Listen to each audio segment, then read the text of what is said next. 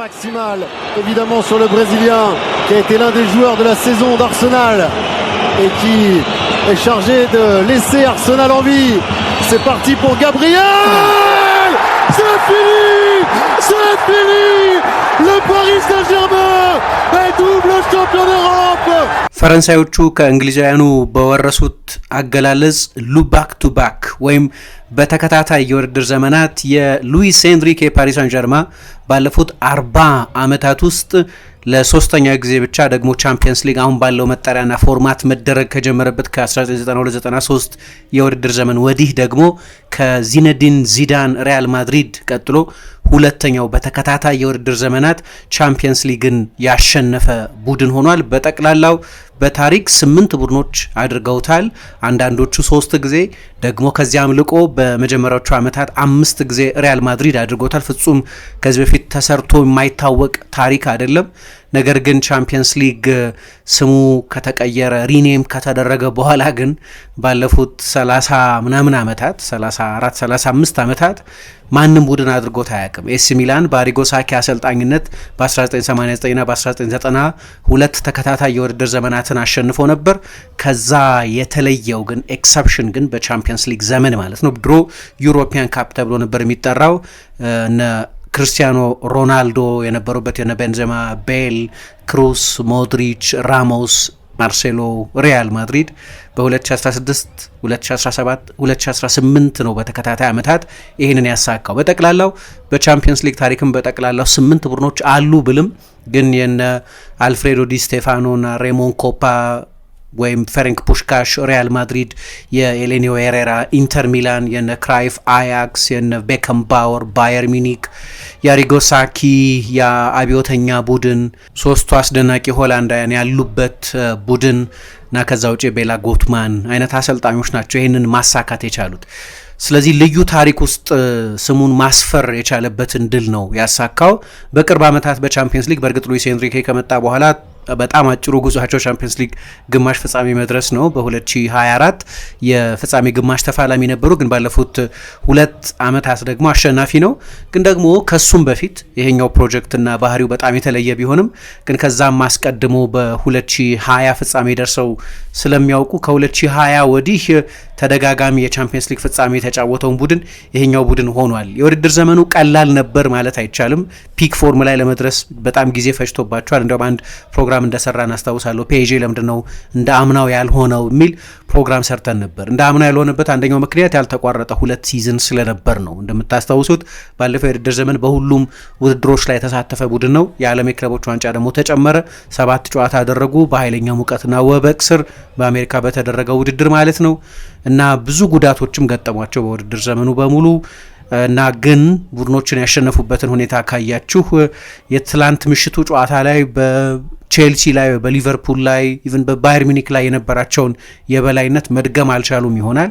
ነገር ግን ሲዝኑን በሙሉ ካያችሁ ግን ይሄኛው ቡድን ተከታታይ ዓመታትን ዋንጫ ያሸነፈ ብቻ ሳይሆን በታሪክ የሚተዘት የሚወደስ አይነት የሚጠቀስ በተጫወተው ልዩ እግር ኳስ ምክንያት ሁልጊዜ የሚነሳ አይነት ቡድንም ሆኖ አንድ ዘመን ማርክ ያደረገ ነው። ሉዊስ ኤንሪኬ በምሽቱ ጨዋታ ላይ 10 ባለፈው የውድድር ዘመን በቻምፒየንስ ሊግ ፍጻሜ የተጫወቱ ተጫዋቾችን ተጠቅሟል ከግብ ጠባቂ ማትፌዝ ሳፋኖቭ በስተቀር። ግን ይሄ ቡድን ሌላ ተጨማሪ ጉልበት ያለው ይመስላል። ምክንያቱም አብዛኞቹ ተጫዋቾች እድሜያቸው ወጣት ነው ዴምቤሌ እና ማርኪኞስ በስተቀር 31 እና 29 ዓመታቸው ነው። እነሱም ተጨማሪ ዓመታት እንዳሏቸው መገመት ትችላላችሁ። ግን ከዛ በስተቀር እና ምናልባት ፋቢያን ሩይዝ፣ ከዛ ውጪ ግን ሌሎቹ ተጫዋቾች በሙሉ በጣም ወጣት ተጫዋቾች ናቸው እና ይህንን ቻምፒየንስ ሊግ በማሸነፋቸው የተነሳ ኡስማን ዴምቤሌ ረጅም ጊዜ ተስፋ ያለው ግን ተስፋውን መኖር ያልቻለ ትልልቅ ዋንጫዎችን እንደ ቻምፒየንስ ሊግ አይነት ዋንጫዎችን ያላሸነፈ ደግሞ የባሎን ዶር እድል ያለው የማይመስል ተጫዋች ነበር። አሁን 2 ተከታታይ ሲዝኖች ላይ በ29 ዓመቱ 2 ተከታታይ ቻምፒየንስ ሊግ አሸንፏል። የፍጹም ቅጣት ምቱን ያስቆጠረው እሱ ነው። ግን ደግሞ ዴዚሪ ዱዌ፣ ዋረን ዛይሬ ኤሜሪ እና ሴኒማ ዩሉን የመሳሰሉ ተጫዋቾች ሁሉ 20 ዓመታቸው ነው እና በቻምፒየንስ ሊግም ይሁን በዩሮፒያን ካፕ ታሪክ እንግዲህ ባለፉት 70 ዓመታት ማለት ነው በትንሽ እድሜያቸው 2 ጊዜ ቻምፒየንስ ሊግ ያሸነፉ ተጫዋቾች በመሆን ሬከርድ ይዘዋል። ይህንን የፔዥን ሌጀንደሪ ጉዞ በተመለከተ ተጨማሪ ነጥቦች አነሳለሁ። ግን የፍጻሜውን ጨዋታ ደግሞ ጥቂት እንመልከት። በቡዳፔስት ሃንጋሪ በፑሽካሽ አሬና የተደረገውን ጨዋታ ጨዋታው እንደባለፈው ከኢንተር ጋር በነበረው ጨዋታ እንደነበረው ቀላል አልነበረም። ለፔዤ ብዙ ሰፈር ማድረግ የነበረበት ጨዋታ ነው። ምክንያቱም በ2021 የፍጻሜ ጨዋታ እንዳደረገው ካይ ሃቨርትዝ ለአርሰናል ገና በስድስተኛው ደቂቃ ላይ የመጀመሪያ ጎል አስቆጥሮ ነበር። በ2021 ቼልሲ ከማንቸስተር ሲቲ በነበረው ጨዋታ የማሸነፊያውን ጎል ነበር ያስቆጠረው። ካይ ሃቨርትዝ የትልልቅ ጎሎች አስቆጣሪ ነው። በሚያስገርም ሁኔታ ይሄኛው ምሽቱ ላይ ያስቆጠረው ጎል አራተኛ የውድድር ዘመኑ ጎል ነው። ግን ሁሉም ጎሎቹ የ1-0 የመሪነት ጎሎች ነበሩ። በቅርብ ጊዜ እንደምታስታውሱት አርሰናል በርንሌን 1-0 ባሸነፈበት ጊዜ እሱ ነበር ያንን ጎል ያስቆጠረው። ከዚያ በፊት ደግሞ ከስፖርቲንግ ሊዝበን ጋር በነበረው ጨዋታ የ1-0 ጎል ነበር ያስቆጠረው። 1-0 ስለነበር ሊዝበን ላይ ያሸነፉት። ቼልሲን በሊግ ካፕ የግማሽ ፍጻሜ የመልስ ጨዋታ 1-0 ሲያሸንፉ እሱ ነበር ያንን ጎል ያስቆጠረው። ከማንቸስተር ሲቲ ጋር በነበረው ጨዋታ እሱ ደግሞ አንድ የሆኑበትን ጎል ነበር ያስቆጠረው። ስለዚህ ብዙ ጎሎች አላስቆጠረም። በጉዳት ያሳለፈው የውድድር ዘመን ስለሆነ ግን እንደዚህ አይነት ከፍ ያለ ዋጋ ያላቸው ጎሎች ነው የሚያስቆጥረው። አይ ቲንክ በእግር ኳስ ህይወቱም ይሄኛው 25ኛ ወይ 26ኛ የ1-0 መምሪያ ጎል ነው። ስለዚህ በጣም ቁልፍ ጎሎች የማስቆጠር ታሪክ ያለው ተጫዋች ነው። ከጠባብ አንግል ለወትሮ ካይ ሃቨርትዝ ከማያስቆጠርበት አንግል ነው ጎሉ የተቆጠረው። አማራጭ አልነበረውም። ምክንያቱም ወደ ሁለቱ ተጫዋቾች ወደ ሌሎች ሳጥን ውስጥ ወደ ነበሩት የአርሰናል ተጫዋቾች ወደ ማርቲን ኦዴጋርድ ነው ወደ ቡካዮ ሳካ ክሮስ የሚያደርገው ይመስል ነበር፣ ግን ክሊር ቪዥን አልነበረውም እና ጎል ሊያስቆጥር የሚችልበት ለግራ እግር ተጫዋች ብቸኛው አንግል ያ አንግል ነው በማትቬይ ሳፋኖቭ በስተቀኝ በኩል። በእርግጥ የፔዤው ግብ ጠባቂ እዛው ነው ፍሪዝ ያደረገው፣ መጥቶ አንግሉን አላጠበበበትም።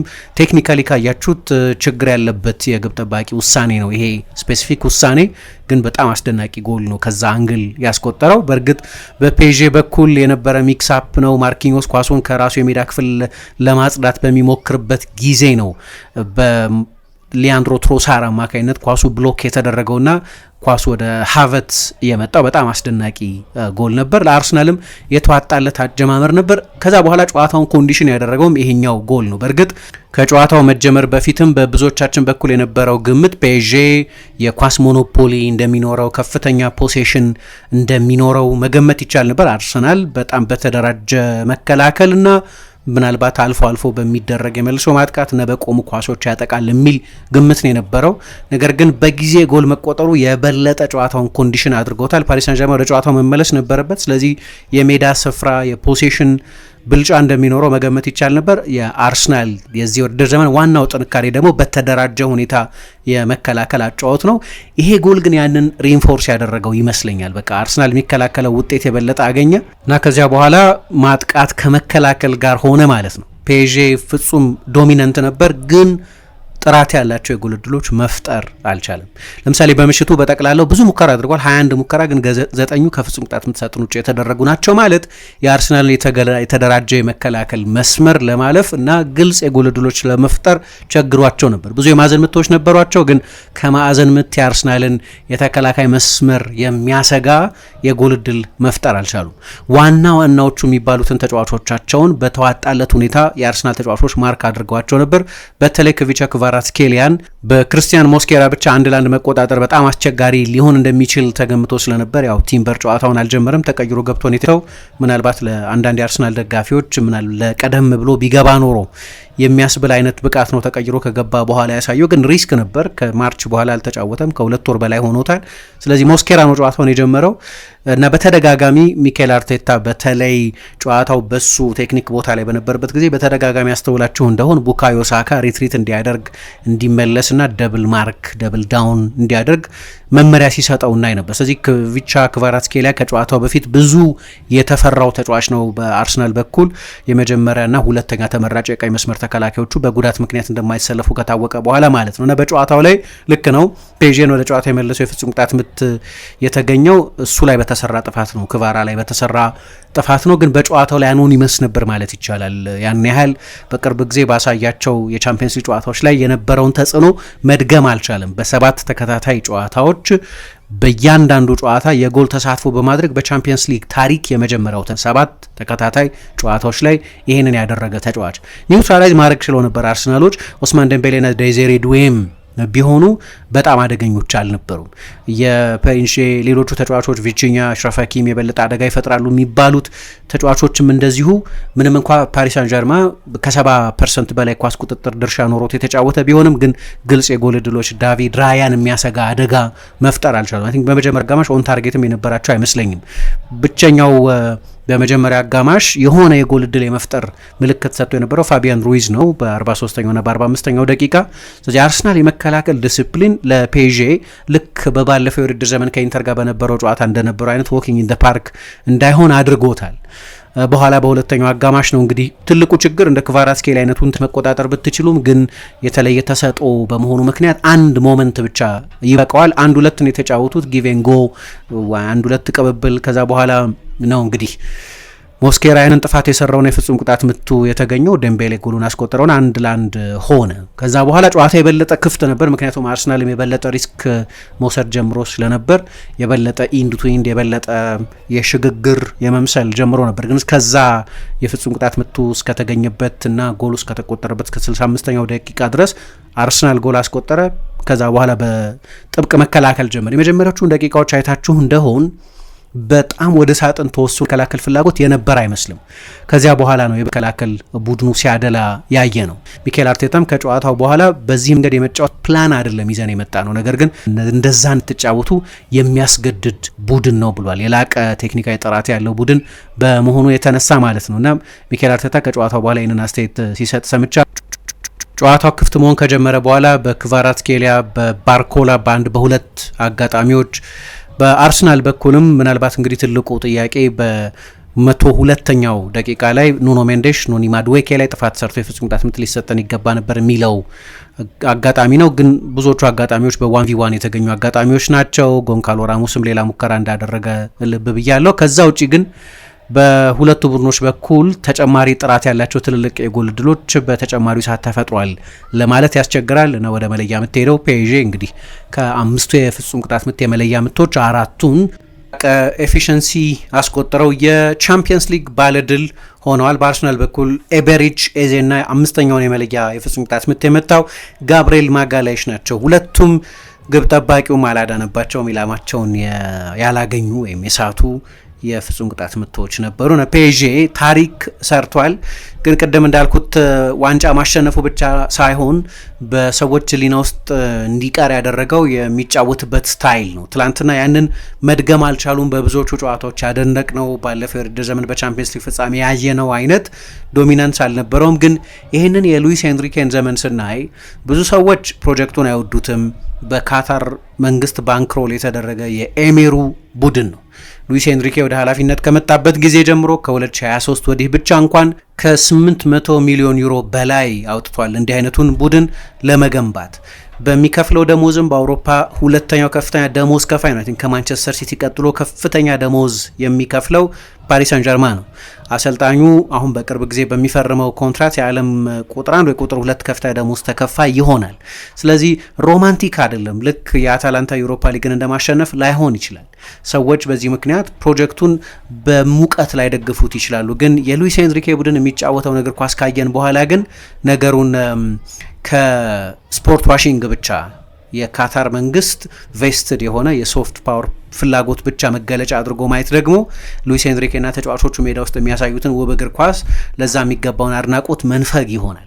የቶታል እግር ኳስ ሪኢንካርኔሽን ነው፣ እንደገና መነሳት ነው ማለት ይቻላል። ምክንያቱም እኔ በቅርብ ጊዜ እንደዚህ አይነት ቡድን አላየሁም። ባለፉት 20 ዓመታትም ምርጥ እግር ኳስ ከተጫወቱት ቡድኖች መካከል አንደኛው ነው። ምናልባት ከባርሰሎና እና ሊቨርፑል የኤርገን ክሎፕ ሊቨርፑል ጋር ይሄኛው ምርጡን ፉትቦል የተጫወተ ቡድን ይመስለኛል። በቅርብ ዓመታት ቻምፒየንስ ሊግ ካሸነፉ ቡድኖች በቅርብ ዓመታት ብቻ ሳይሆን ባለፉት 20 ዓመታት እንደዛ ማለት የሚቻል ይመስለኛል። ግን የራሱ ዩኒክነስ ደግሞ አለው። አሁን ይሄ ቡድን ትራዲሽናል አጥቂ የሚባል 9 ቁጥር የለውም። ሁለቱ ፉልባኮች አንዳንድ ጊዜ ሁለቱ በጣም ወደፊት ተጠግተው የሚጫወቱ ተጫዋቾች ሲሆኑ ልናያቸው እንችላለን። ለስሙ 9 ቁጥር ሆኖ የሚሰለፈው ደምቤሌ የቡድኑ ኦል ራውንደር ነው።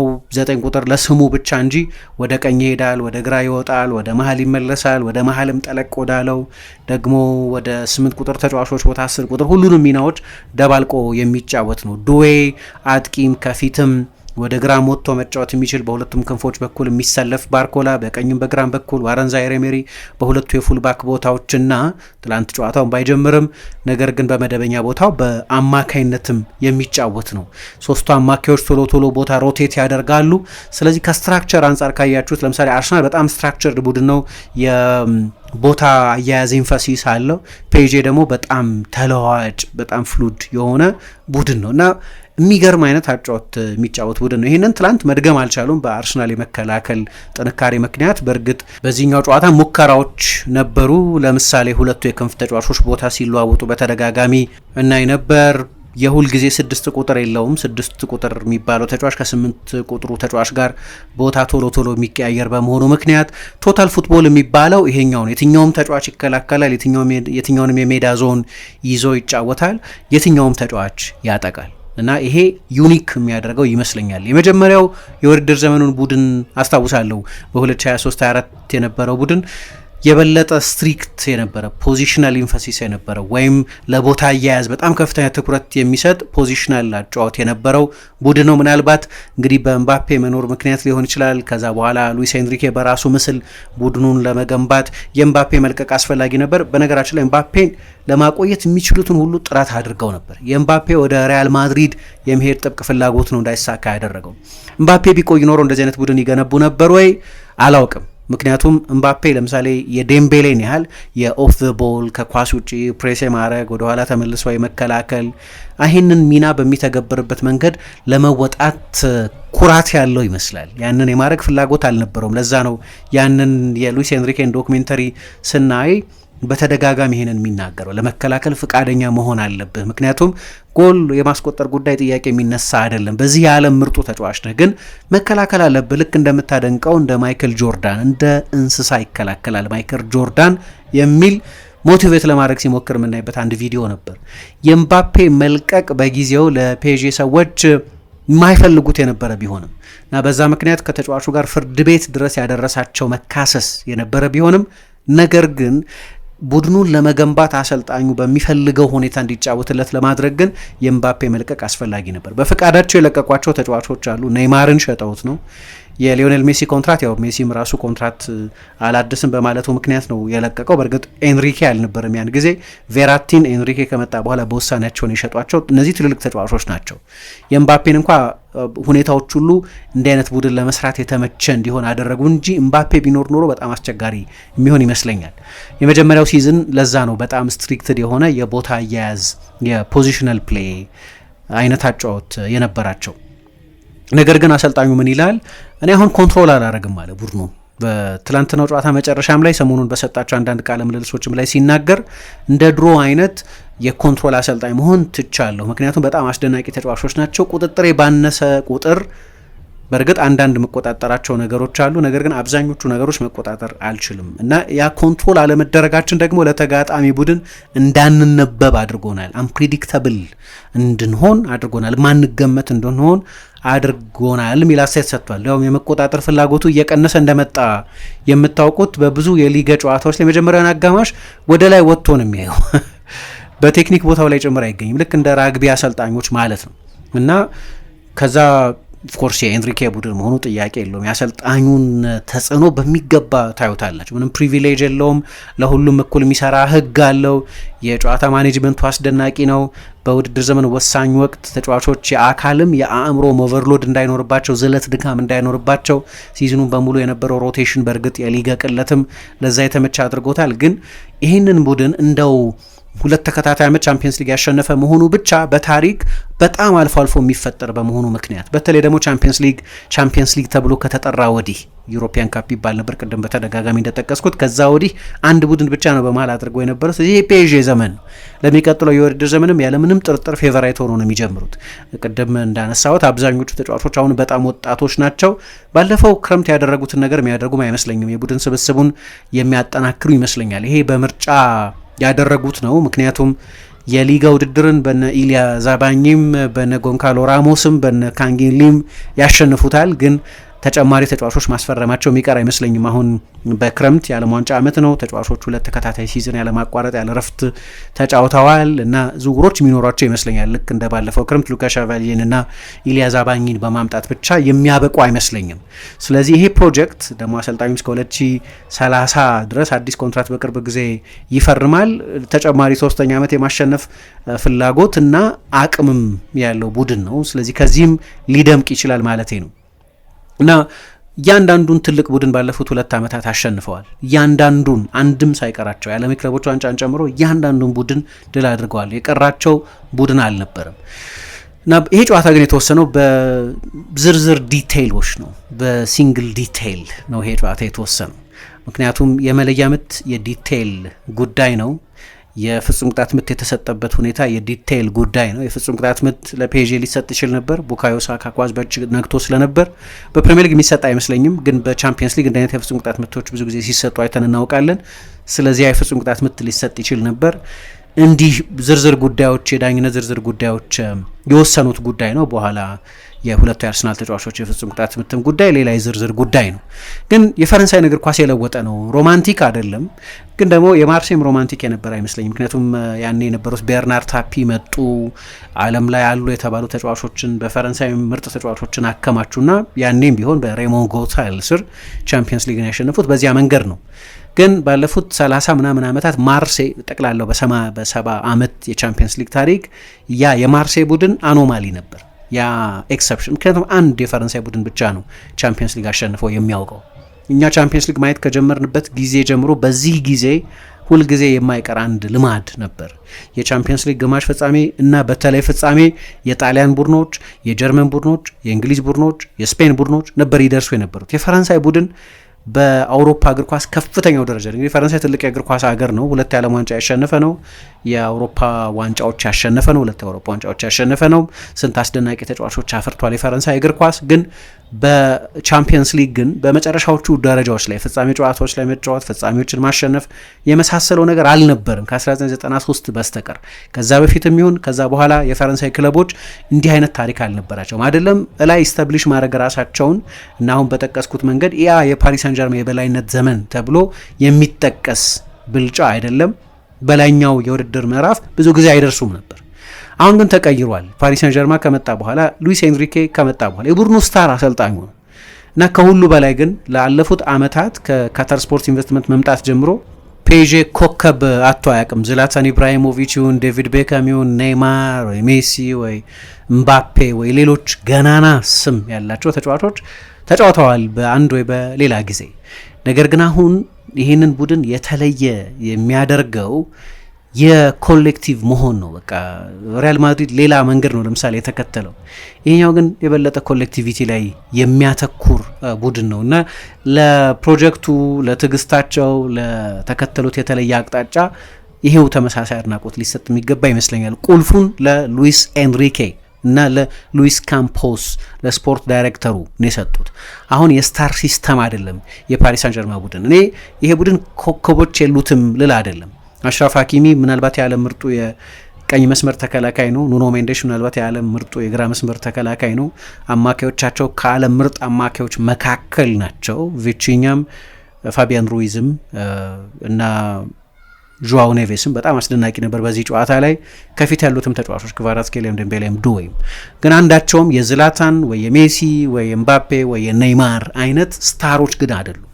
ለቡድኑ ተግተው የሚጫወቱ ያ ኢጎ የማይዛቸው የአሰልጣኙን ትዕዛዝ የሚቀበሉ ናቸው። ተቀይረው ቢወጡም ተቀይረው ቢገቡም መከላከል ቢኖርባቸውም ፕሬስ ማድረግ ቢኖርባቸውም ቦታ መለወጥ ቢኖርባቸውም ፕሪፈረንሻል ትሪትመንት የሚፈልጉ ወይ ልዩ እንክብካቤ ሊደረግልኝ ይገባል የሚሉ አይደሉም። ይሄ 2023 ላይ መከተል የጀመሩት አቅጣጫ ነው እና በዚህ ምክንያት እንግዲህ ካታሮቹ ቢዘገይም ይሄ መንገድ ገብቷቸው እግር ኳስን ዶሚኔት የምታደርጉት እንግዲህ ቻምፒየንስ ሊግ በተለያየ መንገድ ማሸነፍ ይቻል ይሆናል። የኖካውት ውድድር ነው፣ ብዙ የማትቆጣጠሯቸው ነገሮች አሉት። ግን ቢሆንም ይሄኛው በተለይ በጣም የተለየ የቡድን መንፈስ ያለው የአሰልጣኙን የቤት ስራ የእጅ ስራ የምታዩበት ነው። አሰልጣኙ ደግሞ በዚህ በጣም የተዋጣለት ነው። በጠቅላላውም በቻምፒየንስ ሊግ ወደ ኃላፊነቱ ከመጣበት ጊዜ ጀምሮ ያለው ሪከርድ ግን በተለይ በፍጻሜ ጨዋታዎች ላይ ያለው ሪከርድ በጣም አስደናቂ ነው። 10 የፍጻሜ ጨዋታዎች ተጫውቶ 9ኙን አሸንፏል። አንድ ጊዜ ብቻ በቼልሲ በዓለም የክለቦች ዋንጫ ፍጻሜ ብቻ የተሸነፈበት ጨዋታ ነው። ጠቅላላው በአሰልጣኝነት ታሪኩ 19 ፍጻሜዎች ተጫውቶ 16ቱን አሸንፏል። 84% የማሸነፍ ሪከርድ የነበረው ነው። ይሄ በፔዤ እና በባርሴሎና አሰልጣኝነቱ ምክንያትም የተሳካ ነው። ግን በጣም አስደናቂ አሰልጣኝ ነው ሉዊስ ኤንሪኬ።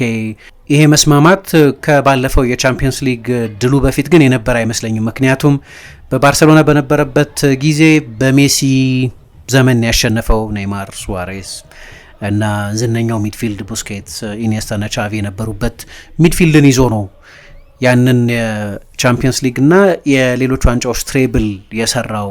ግን ደግሞ የባርሴሎና ቡድኑ በጣም ዳይሬክት ነበር ይላሉ ሰዎች። ከዛ የስፔን ብሔራዊ ቡድን አሰልጣኝ ሆነ።